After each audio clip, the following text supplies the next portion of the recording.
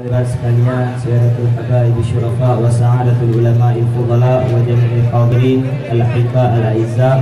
Acara ziarah kubra kita pada pagi yang barakah ini dilancarkan dan dimudahkan oleh Allah Subhanahu wa taala dan mudah-mudahan diberkahi oleh Allah Subhanahu wa taala.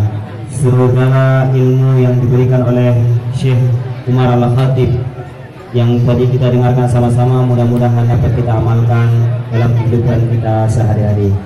Sekian dari kami panitia. Kemudian sekarang saatnya kita mencicipi kanduri yang hakikatnya adalah kandurinya Bengkulu Anju. Maka berbahagialah kita dengan adanya waliullah di tengah-tengah kita, dan mudah-mudahan tahun depan kita istiqomah untuk menghadirinya dan mengajak seluruh saudara-saudara kita yang lainnya. Baik, untuk makanannya kita memakai talam, jadi mohon dikondisikan satu talam 4 atau 5 orang. Jadi sudah bisa diajak kawan-kawan yang samping, khusus yang 5 makam di tempat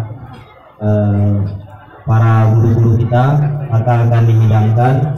Dan nanti yang mudah-mudahan mungkin kita akan ambil tempat di luar juga, insya Allah makanannya sama. Ya Karim, Ya Karim, Ya Karim.